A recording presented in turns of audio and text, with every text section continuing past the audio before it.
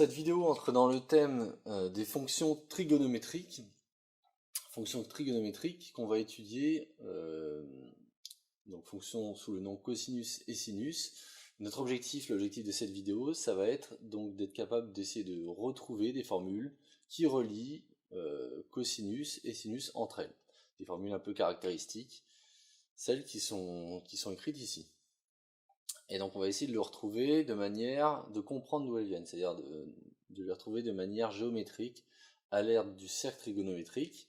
Le cercle trigonométrique, rappelons que c'est un cercle qui est un cercle de rayon 1. Donc ici on a l'abscisse x, on a l'ordonnée y. Le cercle trigonométrique c'est un cercle de rayon 1. Donc si j'ai un angle x ici,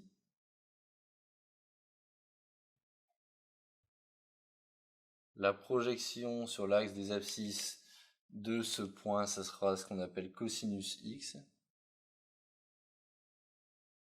Et la projection sur l'axe des ordonnées de ce point, ça sera d'ordonnée, donc sinus x. Voilà, et le cercle est de rayon 1. C'est-à-dire que la distance entre ce point-là et ce point-là, c'est 1. La question qu'on se pose, c'est qu'est-ce que valent toutes ces valeurs? Donc qu'est-ce que vaut, par exemple, cosinus de moins x? Alors pour comprendre ce qu'il vaut, on va tracer justement l'angle moins x et regarder ce que ça donne. Donc qu'est-ce que l'angle moins x? L'angle moins x, c'est l'opposé de x. C'est-à-dire ça va être l'angle qui va être opposé à x. Hop. Qui va être celui-ci. Donc ça c'est moins x. Qu'est-ce que cos de moins x? Cos moins x, de la même manière que cos x c'était la projection de ce point-là d'angle x avec l'axe des abscisses sur l'axe des abscisses, la cos de moins x va être la projection de ce point-là sur l'axe des abscisses. C'est-à-dire, en fait, on remarque que cos de moins x, ça correspond exactement à cosinus de x. Donc cos de moins x, en fait, c'est rien d'autre que cos de x.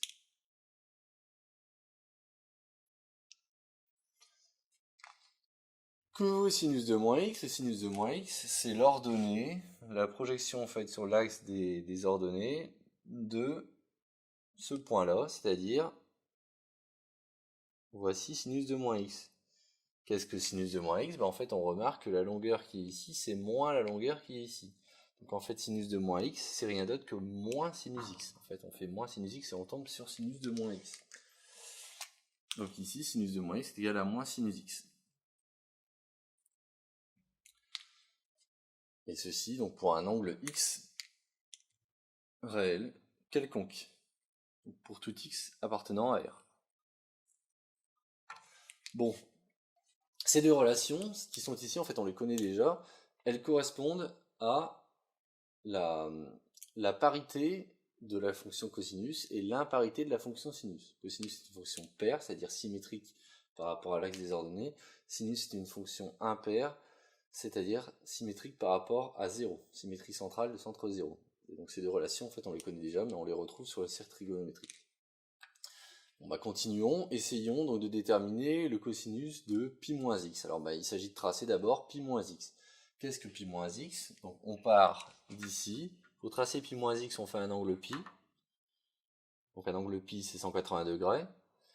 Et ensuite, on va faire un angle moins x, c'est-à-dire qu'on va revenir en arrière de x. Et donc on va se retrouver ici, si on fait pi moins x, on va se retrouver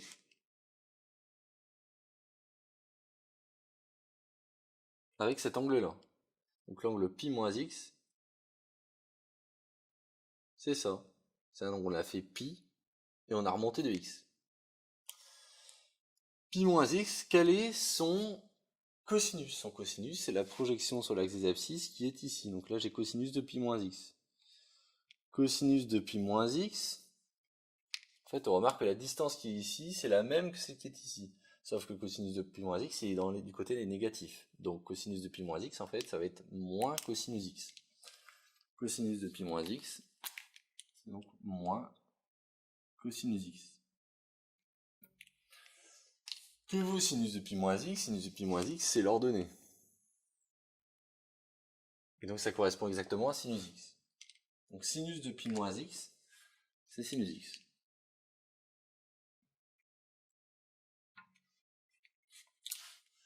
Voilà, on continue. Maintenant, on va essayer de trouver le cosinus de pi sur 2 moins x et le sinus de pi sur 2 moins x. Donc on va commencer par tracer pi sur 2 moins x. Pi sur 2 moins x consiste à partir de l'axe des abscisses à faire un angle droit, 90 degrés, et de redescendre de x. Donc pi sur 2 moins x, en fait, ça va être cet angle-là. Hop. Donc ça, c'est pi sur 2 moins x. 90 degrés moins x. Bon, bah qu'est-ce que cosinus de pi sur 2 moins x? Donc là, ça va être un petit peu plus subtil. Mais le cosinus, donc c'est toujours la projection sur l'axe des abscisses. Donc là, j'ai cosinus de pi sur 2 moins x. Alors, à quoi ça correspond ça? En fait, il faut regarder en termes de longueur. Cette longueur-là, en réalité, donc elle correspond ni à cosinus x ni à cosinus de moins x. Mais par contre, en fait, elle correspond à cette longueur-là. En fait, ces deux longueurs-là sont les mêmes. C'est-à-dire que cette longueur-là et cette longueur-là sont les mêmes. En fait, ça revient un petit peu à tracer une droite ici, à faire une symétrie de la figure, quoi. Là, on a le même angle. On a le même angle entre là et là, donc il est logique que l'ordonnée ici soit la même, enfin que l'abscisse ici soit la même que l'ordonnée ici. Donc on se retrouve avec cette longueur-là égale cette longueur-là, les deux étant du côté des positifs, on a cosinus de pi sur 2 moins x qui est égal à sinus de x.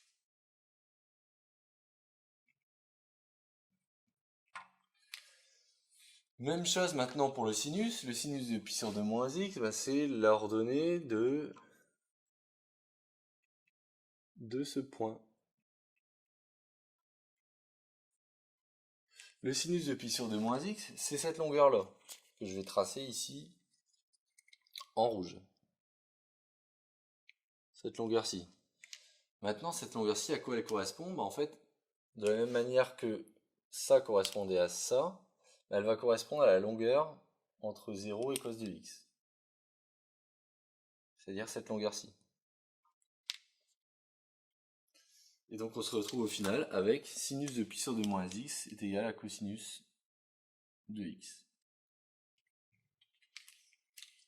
Bon, ben, je vais vous en donner d'autres, à vous de jouer. Est-ce que vous saurez trouver à quoi est égal cosinus de pi plus x,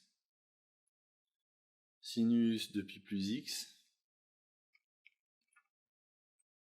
à quoi est égal cosinus de pi sur 2 plus x,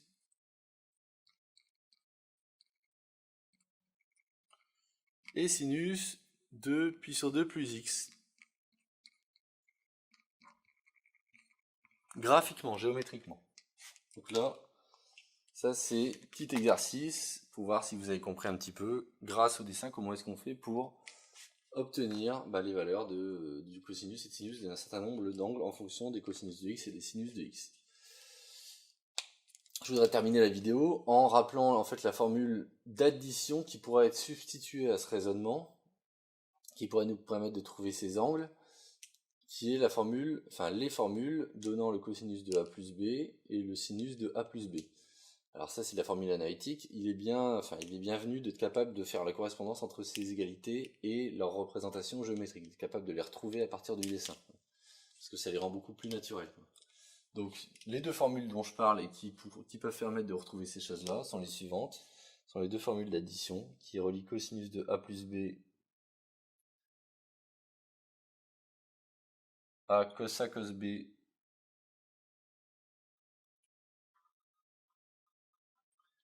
moins sin a sin b.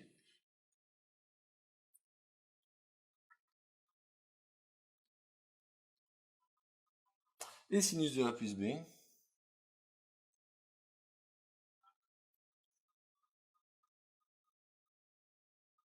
qui est égal à sin a cos b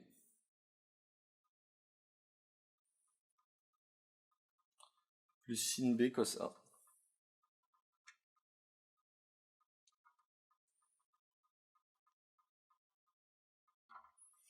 Ces deux formules peuvent permettre de retrouver ces formules-là. Par exemple, prenons cosinus de pi moins x, donc a serait égal à pi. Si je prenais un exemple, a serait égal à pi, b serait égal à moins x, Si on remplaçait, on aurait donc cosinus de pi, cosinus de moins x, sinus de pi, sinus de moins x. Qu'est-ce qu'on obtiendrait? Cosinus de pi vaut moins 1. Et cosinus de moins x vaut cosinus de x. Donc là, on obtiendrait moins cos x avec ce terme-là. Et sinus de pi vaut 0, donc ce terme-là s'annulerait. Donc il resterait uniquement moins cos x, c'est-à-dire exactement ce qu'on a trouvé. Ça, c'est une autre façon de faire les choses, mais beaucoup plus analytique en connaissant ces deux formules-là.